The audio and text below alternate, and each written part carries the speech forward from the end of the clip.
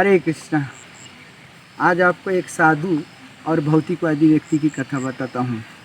एक भौतिकवादी व्यक्ति था जो अपने घर, संसार और परिवार की सेवा करने में हमेशा व्यस्त रहता था। तब साधु ने उसको आश्रम में बुलाया, आप आइए। वो बोलता था मैं बहुत व्यस्त हूँ, बिजी हूँ महाराज, मेरे पास टाइम नहीं है। तो साधु बोले 10 मिनट के लिए आइए।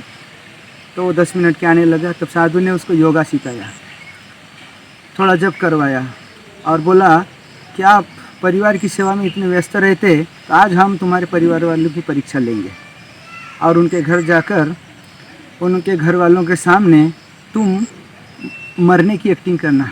और उन्होंने घर में गया, हरी हरी मर गया बोल के गिर गया। और जैसे गिर गया तो परिवार वाले दौड़ कर आए और बोले क्या हो गया क्या हो गया क्या हो गया।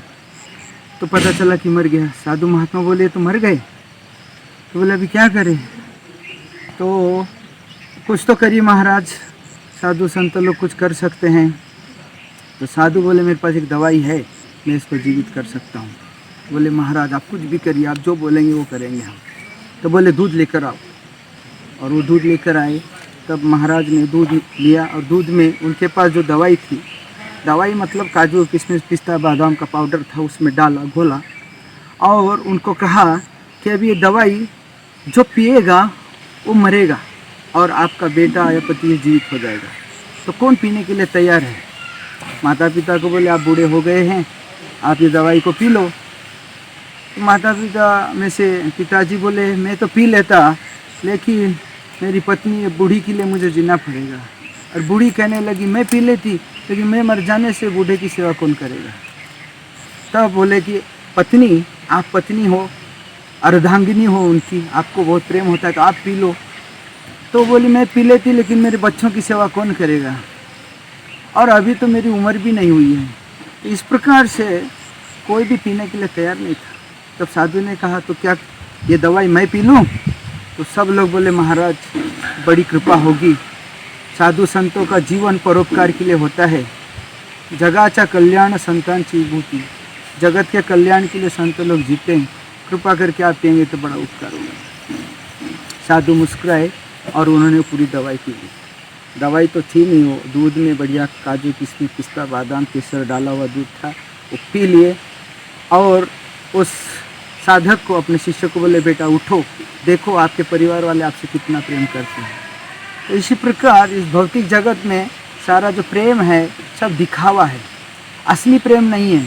लोग हमारे संपत्ति से, हमारी शक्ति से, हमारे घर परिवार और हमारी जायदाद से प्रेम करते हैं, हमसे कोई प्रेम नहीं करते।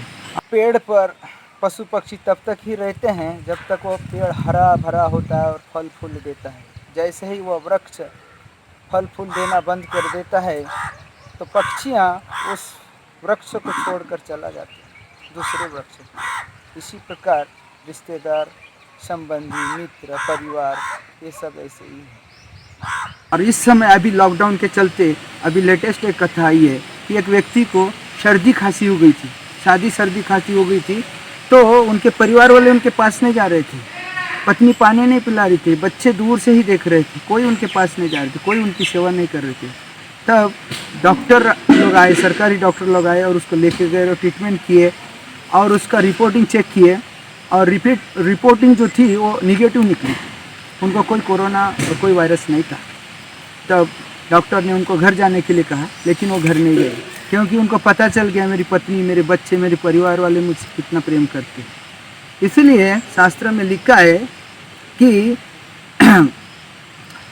धीरज धर्म मित्र अरु नारी ये सब परखयु आपतकाल चारी। कि धीरज धर्म और मित्र अरु नारी आपतकाल परखऊँ चारी। कि इनको धीरज, हमारा जो धैर्य है, हमारे अंदर कितना धर्म है, हमारे मित्र कितने अच्छे हैं, हमारी पत्नी परिवार वाले कितने अच्छे हैं, इनको आपातकाल में पहचान सकते हैं।